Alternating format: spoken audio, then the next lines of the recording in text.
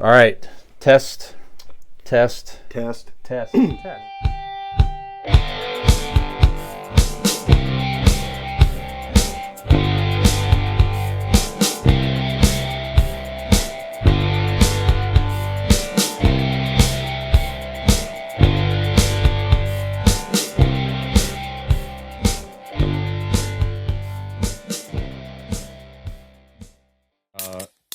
So a lot of people go to breweries, they see the big vats, maybe they have an idea.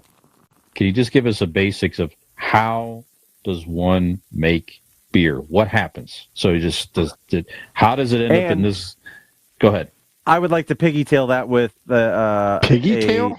That's not a thing. After the second it left my piggyback is what I meant to say. Piggytail. That's a new The one. second it left my lips, I was like, that didn't feel right. Yeah, it didn't, and it's not. So unlike Dean, I will admit when I'm wrong. I will admit when I'm wrong. Piggytail is incorrect. So I want to piggyback on top of, as you're going through this, Jason, and you're laying out the process of brewing. I also want you to tell me what to you is the most tedious part of brewing, or your least favorite. But go ahead. But yeah, good. Yeah. We'll start with that. My least favorite is making any beer that is like 9-10%. So the brewing process starts with a bunch of malted barley. And the more alcoholic the beer, the more grain you need. So your 9% beer, I need to lift and move 300, 400 pounds of grain. Where your 4% beer, I only have to move like 150 pounds. So my favorite thing to do is brew small beers. Makes sense. Purely selfish. No, so the brewing process, like I said, you start with malted barley. You can use wheat, you can use oats, any grain that has starch. You can, the first part of the brewing process is you're taking the starch and you're turning it into sugar. That is what makes brewing unique, right? So wine comes from grapes. The sugar is there. Cider, apples. So for beer, we actually have to make the sugar solution. That is what we call a brewing day. So that takes about 7 hours, and you're working over boiling kettles, and you're steeping the grain in water, and then separating the sugar out, and then boiling it. That is where also you add hops, you add certain flavorings if you want. And then, like I said, that takes about 5 to 7 hours. You cool it off and you put it in a tank. From that point forward, fermentation is the same, no matter what product you're talking about. Whether it's yogurt, whether it's chocolate, whether it's wine, it's the same process. There's microbes that eat the sugar and produce alcohol and CO2 for the sake of alcoholic drinks. That process can take anywhere from 2 to 3 weeks. Wine, it takes a lot longer. But for beer, from start to finish, 2 to 4 weeks. That's all it takes.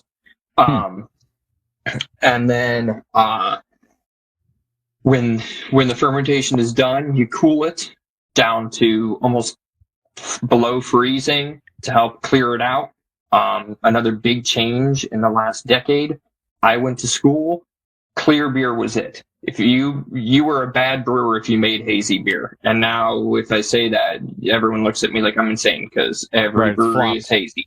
Right? Yeah. It's different. It still hurts me a little bit to do it, but it's one of those things that I know it's a style and it sells. So, all right, we're doing it. Yeah. And from that, then, in the tank is where it's best to store it. There are 3 things that are bad for beer: light, heat, and oxygen. So, when you buy that 6-pack, take it out of the cooler. Keep it in the cooler. Green bottles, white bottles, bad.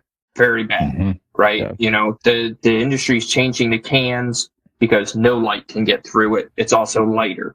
But that's the quick and dirty side of it. As Dean said, I try to educate as we go.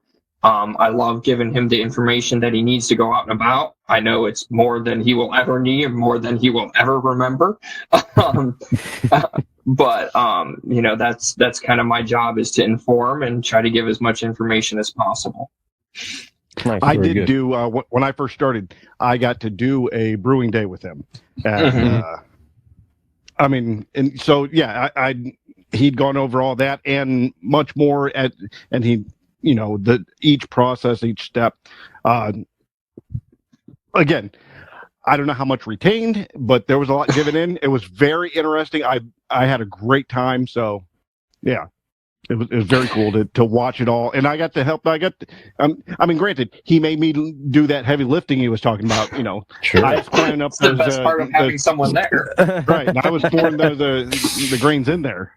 Nick, do you have a question? Bag, you cretin. I do have a question, but this one's more of a personal question. So I'm just curious. You've been in the craft beer industry for a long time. You've worked at many different places, and you enjoy a lot of different craft beers. As you mentioned earlier, being in school, you've tried a lot of different beers. You've lived different places.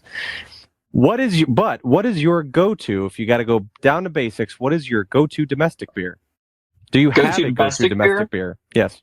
And I'll tell you right now, every brewer does. And mine is Banquet.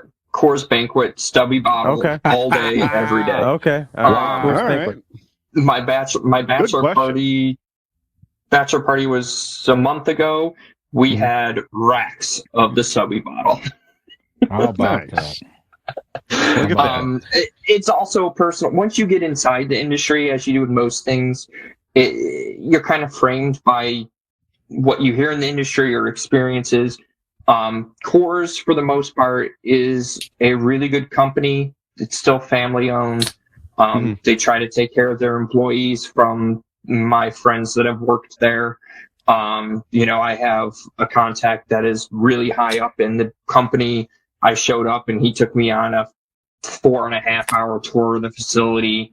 Cool. So I have, again, it's the personal connection to it, and even, Budweiser, the other guys, from an engineering and brewing standpoint, it's unbelievable.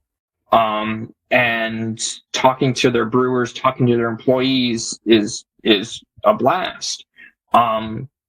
Where you get into the hairy area is what they do with their marketing, what they do with their sales, and what they do with the lobbying and the government. Which, again, with all big companies, it's to protect their interests. So, once you're in it, you can understand it. But from my side, I have that personal connection, and I like the company, but also that's the one light beer that I've always liked. Nice. Very good. Yeah, it is also the preferred beer of Big and Little Enos Burdett, I understand. It's a Smokey the Bandit reference, but that's okay.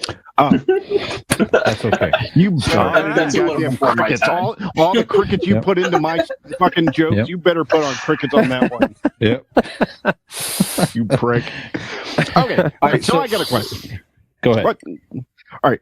So you have pretty basic, but you have with your porters and your stouts and your Kolsch, all the different types of beers that are able to be brewed, and whatever temperatures you're needing to get because each one is different, correct? Mm-hmm. Ultimately what it comes down to, for the show Convincing Idiots, who is your favorite idiot? Nick, no question. He's my age. There you go. Good choice. I also don't have to work with him. That's true. Nice. I happen to think I'd make a great brew pal. I would load all the stuff in that fucking bag. You know what? I tell everyone, anyone can brew if you can follow directions. Yeah. Hey, did you like that video? You know you did, and we know you did. So stop screwing around and go like that video, subscribe to our channel, and join us for some more.